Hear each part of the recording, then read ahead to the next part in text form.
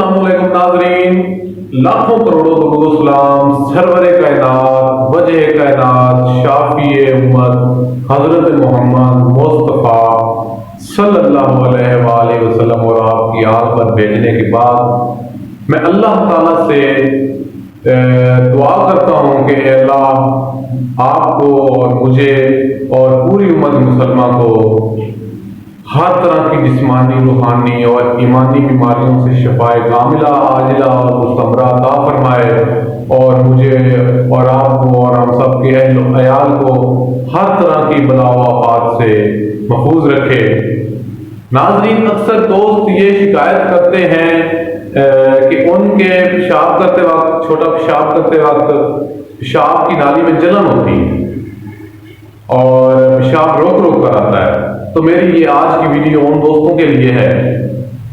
Video शुरू करने से पहले आपसे गुजारिश है कि अगर आप मेरे चैनल पे नए हैं या आपने अभी तक मेरे चैनल को सब्सक्राइब ही नहीं किया तो बराए मेहरबानी चैनल को सब्सक्राइब कर लें और वीडियो को लाइक कर लें और वीडियो को ज्यादा से ज्यादा दोस्तों में रिश्तेदारों में शेयर करें ताकि ज्यादा से ज्यादा लोगों को इससे फायदा हो।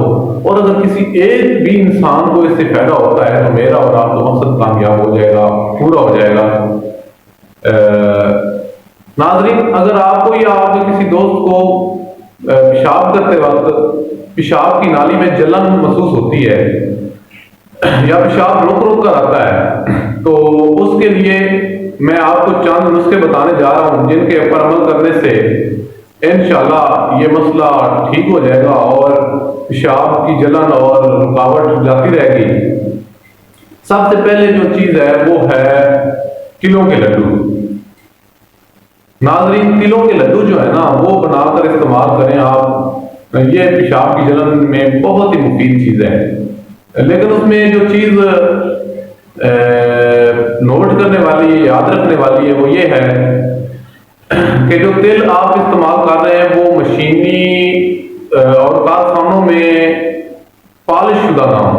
जब आप ये पॉलिश शुदा चावल दालें कारखानों से पॉलिश होकर आती हैं, आप इनका इस्तेमाल करते हैं तो उनमें हयातीन तो होती ही नहीं है।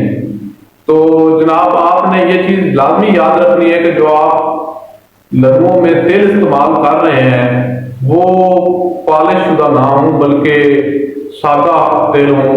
और जो आपने चाशनी बनानी है वो चाशनी आपने चीनी की बजाय शक्कर या गुड़ से बनानी है। इन दो चीजों का आपने ख्याल रखना है।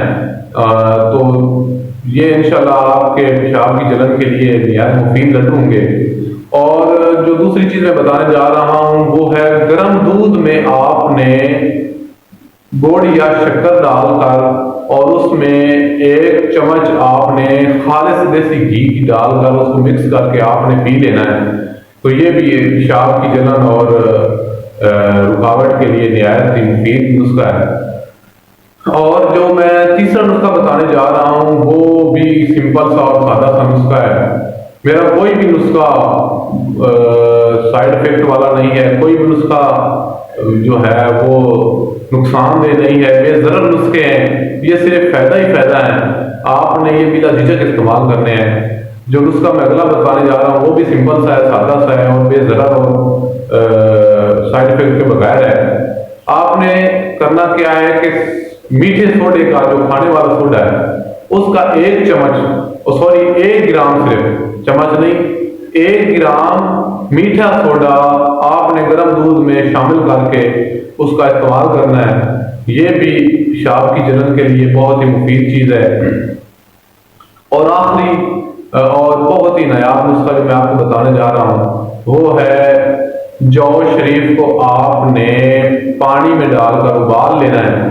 एक उबाला आने के बाद आपने जो है वो उतार लेना है पानी को चूल्हे से वापस और इस पानी को आपने तोड़कर पी लेना है। इंशाल्लाह आपके पेशाब की जलन भी जाती रहेगी और रुकावट भी खत्म हो जाएगी और आपका पेशाब खुलकर साफ सुथरा आएगा और आप अपने इस अदना से दोस्त को दुआएं देंगे। आखिर में वही बात कि मखलूकात पे तवक्कुआत اور بھروسے رکھنا بالکل فضول ہے، نہ رکھیں۔ اپنے اللہ پہ پورے بھروسے کے ساتھ اور پورے یقین کے ساتھ توقعات رکھیں، انشاءاللہ آپ کے مسائل اس طرح حل ہوں گے کہ آپ کو پتہ ہی نہیں چلے گا، اور خود بخود آپ کے مسائل حل ہو جائیں گے۔ خوش رہیں، لوگوں میں خوشیاں بانٹیں، اپنے دوست طاہر مرزا کو اجازت دیں۔ انشاءاللہ ملتے ہیں کسی نئے نسخے کے ساتھ، کسی نئے کلام کے ساتھ۔ اللہ آپ کا اور میرا حامی و ناصر ہو۔ پاکستان زندہ باد۔